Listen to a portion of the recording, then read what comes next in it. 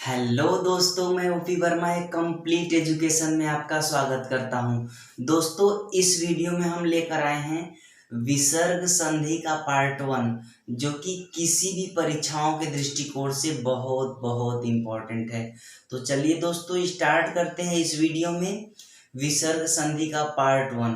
और हाँ दोस्तों, वीडियो स्टार्ट करने से पहले आप लोग चैनल को सब्सक्राइब कर दीजिएगा और बेल आइकन का घंटी दबा दीजिएगा, ताकि हम जो भी वीडियो अपलोड करें उसका नोटिफिकेशन आप लोगों के पास पहुंच जाए। तो चलिए दोस्तों, स्टार्ट करते हैं इस वीडियो में विसर्ग संधि पार्ट 1।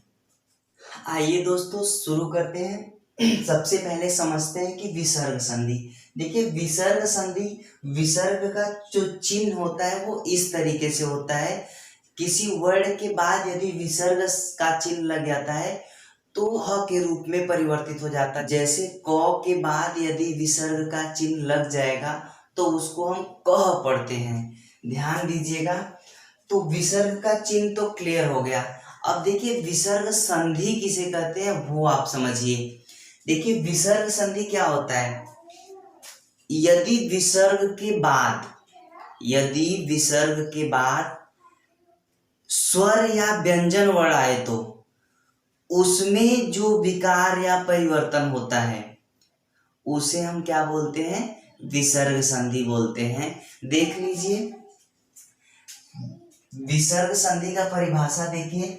यदि विसर्ग के बाद स्वर या व्यंजन वर्ण आने पर विसर्ग में जो विकार या परिवर्तन होता है उसे हम क्या बोलते हैं, विसर्ग संधि बोलते हैं। ये उसका परिभाषा हो गया। जैसे देख लीजिए, अब हम यहाँ पर जैसे देखिए क्या है, निधन आहार बराबर क्या हो जा रहा है, निराहार। यानी ये जो विसर्ग है वो किस में बदल रहा है, र में बदल रहा है। बात समझिएगा। ये जैसे यहाँ पर देख लीजिए, दूधन आशा बराबर क्या हो जाएगा, दुराशा। मतलब ये जो विसर्ग है वो विसर्ग की जगह पर क्या हो रहा है, विसर्ग जो है र में परिवर्तित हो रहा है। यानी इन दो एग्जाम्पल में जो विसर्ग है वो र में परिवर्तित हो रहा है। और ये देखिए, तप धन भूमि, तो ये जो विसर्ग है, विसर्ग में क्या परिवर्तन हो रहा है, तो विसर्ग में देखिए ये प पर ओ का मात्रा यानी ओ में परिवर्तित हो जा रहा है। मन धन योग, तो विसर्ग किस में परिवर्तित हो रहा है, ओ में परिवर्तित हो रहा है। तो यही होता है विसर्ग संधि। समझ रहे हैं। अब देखिए, यहाँ पर हम विसर्ग संधि के कुछ नियम हैं, उन नियम को एक एक करके समझते हैं। आइए देखिए, विसर्ग का ओ हो जाता है, यानी विसर्ग जो है वो ओ हो जाता है। ध्यान से समझिए। यदि विसर्ग के पहले अ और बाद में अ या प्रत्येक वर्ग का तीसरा, चौथा, पांचवा वर्ण अथवा य, र, ल, व, ह हो तो विसर्ग का ओ हो जाता है। अर्थात आप समझ लीजिए, विसर्ग के पहले क्या हो, अ होना चाहिए, और बाद में क्या होना चाहिए, अ हो, या फिर प्रत्येक वर्ग का तीसरा, चौथा, पांचवा वर्ण हो, या फिर य, र, ल, व और ह हो। तो विसर्ग किस में परिवर्तित हो जाता है, विसर्ग ओ में परिवर्तित हो जाता है। ये आपका पहला रूल है, ध्यान दीजिएगा। अब देखिए यहाँ पर क्या करना है। देखिए यहाँ पर हम लिखे हैं एग्जाम्पल में, मनः धन अनुकूल, मनः धन अनुकूल। देखिए ये हमारा क्या है, ये हमारा विसर्ग है, ये हमारा विसर्ग है। विसर्ग के पहले कौन सा वर्ड है, न है, और न आधा न प्लस अ, यानी लास्ट में जो है वो अ आ रहा है। यानी विसर्ग के पहले तो अ आ रहा है और बाद में क्या आ रहा है, बाद में भी अ आ रहा है। तो जो विसर्ग हो जाएगा वो किस में परिवर्तित हो जाएगा, ओ में परिवर्तित हो जाएगा। तो देखो, मन है तो मनो, फिर अ ये हमारा खत्म हो जाएगा, फिर मनोनुकूल ये हमारा हो जाएगा। जैसे देखिए, तपह धन बल। देखिए, तपह विसर्ग के पहले क्या है, अ है, और विसर्ग के बाद क्या है, ब है। ब आपका क्या है, प फ ब, यानी प वर्ण प वर्ग का तीसरा वर्ण क्या होता है, ब होता है, तो ब है। तो आप क्या करोगे, तो ये जो विसर्ग है वो ओ में कन्वर्ट हो जाएगा, यानी तपो बल हो जाएगा। तपह धन बल बराबर क्या हो जाएगा, तपो बल हो जाएगा। देखिए पयः धन धन, इसका मतलब देखिए विसर्ग के पहले अ है और विसर्ग के बाद क्या है, ध है, तो त थ द ध, यानी त वर्ग का चौथा वर्ण ये ध है। तो इसका मतलब ये जो विसर्ग है वो हमारा ओ में परिवर्तित हो जाएगा। तो यहाँ पर पयोधन धन बराबर क्या हो जाएगा, पयोधन। इसी तरीके से मनः धन योग, देखिए विसर्ग के पहले अ है और विसर्ग के बाद यह देखो ये है ना, यह है, तो ये विसर्ग जो है वो किस में परिवर्तित हो जाएगा, ओ के मात्रा में परिवर्तित हो जाएगा, तो मनो योग हो जाएगा। अधधन गति, अधः धन गति, तो विसर्ग के पहले क्या है, अ है और विसर्ग के बाद क्या है, ग है, यानी क वर्ग का तीसरा वर्ण क्या होता है, ग होता है, तो वो ग यहाँ पर है, तो ये विसर्ग जो है वो ओ में बदल जाएगा, तो अधोधन गति बराबर अधो गति, इस तरीके से हो जाएगा। अब देखिए अगला क्या है, वयः धन वृद्ध। ध्यान दीजिए विसर्ग के पहले क्या है, अ है और विसर्ग के बाद क्या है, व है, तो ये य जो है य पर ओ का मात्रा लग जाएगा, तो हो जाएगा वयोवृद्ध। देखिए तपह धन भूमि, अब देखिए विसर्ग के पहले क्या है, अ है और विसर्ग के पहले बाद में क्या है, विसर्ग के बाद क्या है, भ है, तो प फ ब भ, प वर्ग का चौथा वर्ण क्या हो रहा है, भ, तो ये हमारा जो विसर्ग है वो ओ में परिवर्तित हो जाएगा, तपो भूमि हो जाएगा। देखिए मनः धन रथ, तो मनः धन रथ, तो र जो है देखिए य र है ना, विसर्ग के पहले अ है और विसर्ग के बाद क्या है, र है, तो ये विसर्ग जो है ओ में परिवर्तित हो जाएगा, तो मनोरथ हो जाएगा। अब देखिए मनः धन हर, यानी विसर्ग के पहले अ है और विसर्ग के बाद ह है ना, ह, तो विसर्ग के बाद ह है, तो क्या हो जाएगा, मनोहर हो जाएगा, यानी विसर्ग पर ओ का मात्रा लग जाएगा। पयः धन द बराबर क्या हो जाएगा, पयोद। देखिए ये विसर्ग के पहले यह है और विसर्ग के बाद क्या है, त थ द, यानी त वर्ग का तीसरा वर्ण क्या होता है, द होता है, तो वो हमारा क्या हो जाएगा, विसर्ग के पहले जो वर्ण होगा उस पर ओ का मात्रा लग जाएगा, अर्थात य पर ओ का मात्रा लग जाएगा, तो हो जाएगा पयोद। इस तरीके से आपको पहले रूल में करना है।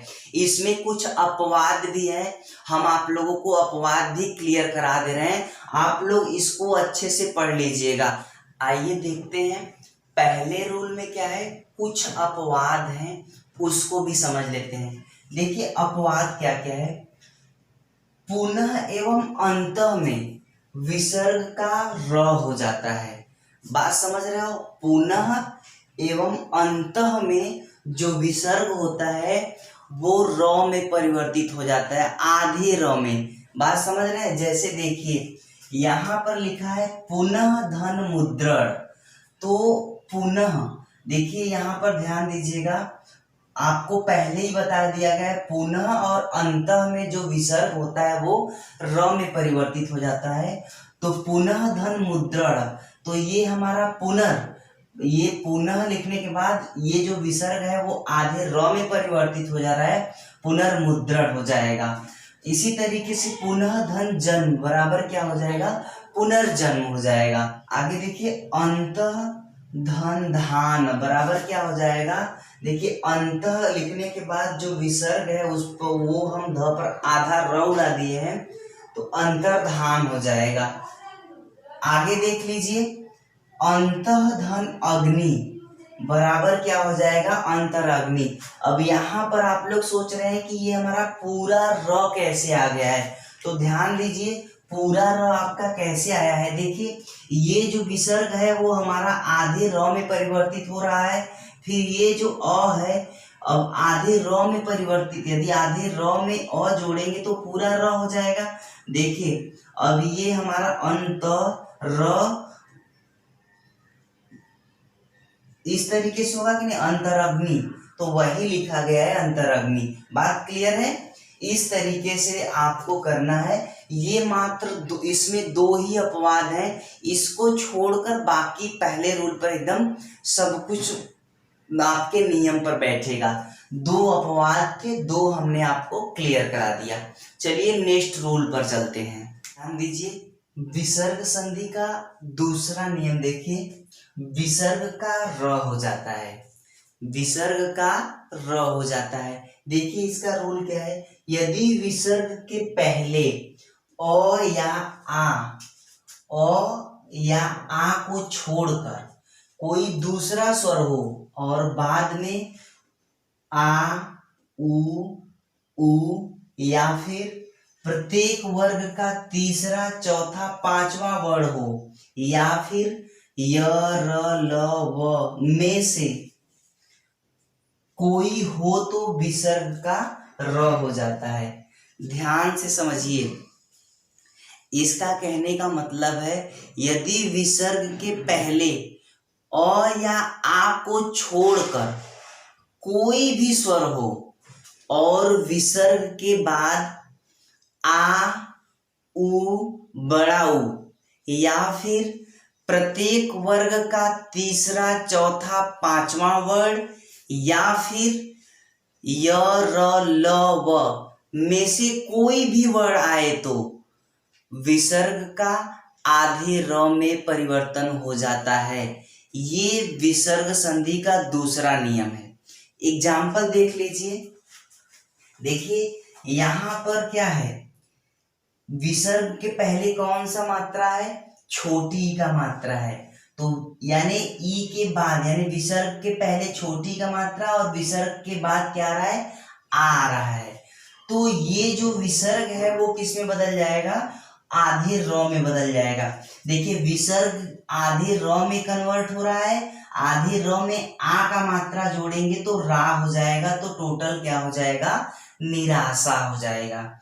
इसी तरीके से नी धन धन बराबर क्या हो जाएगा, निर्धन। कैसे होगा, देखिए विसर्ग के पहले छोटी का मात्रा है और विसर्ग के बाद क्या है, त, थ, द, ध, यानी त वर्ग का चौथा वर्ण है, तो ये हमारा क्या हो जाएगा, विसर्ग जो है आधे र में परिवर्तित हो जाएगा। तो विसर्ग की जगह पर हम आधा र, ध पर आधा र उड़ा देंगे तो क्या हो जाएगा, निर्धन हो जाएगा। इसी तरीके से निर्बल, यानी कि निधन बल बराबर क्या हो जाएगा, निर्बल। यानी ये जो विसर्ग है, विसर्ग के पहले छोटी का मात्रा है, बाद में ब है, प वर्ग का तीसरा वर्ण है ब, तो ये जो विसर्ग है वो आधे र में परिवर्तित हो जाएगा, तो क्या हो जाएगा, निर्बल हो जाएगा। इसी तरीके से देखिए निधन जन बराबर क्या हो जाएगा, निर्जन, क्योंकि ये जो विसर्ग है आधे र में परिवर्तित हो जा रहा है।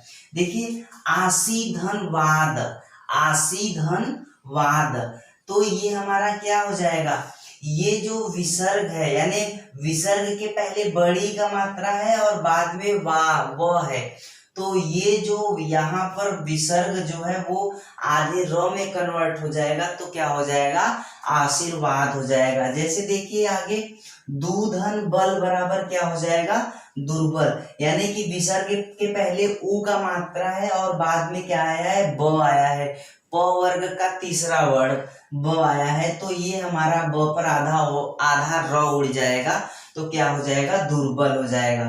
देखिए दूधन जन बराबर क्या हो जाएगा, दुर्जन, क्योंकि विसर्ग के पहले उ का मात्रा है और बाद में ज आया है, ज च वर्ग का क्या है, तीसरा वर्ण है, तो ये हमारा क्या हो जाएगा, विसर्ग जो है आधे र में परिवर्तित हो जाएगा, अर्थात दुर्जन हो जाएगा।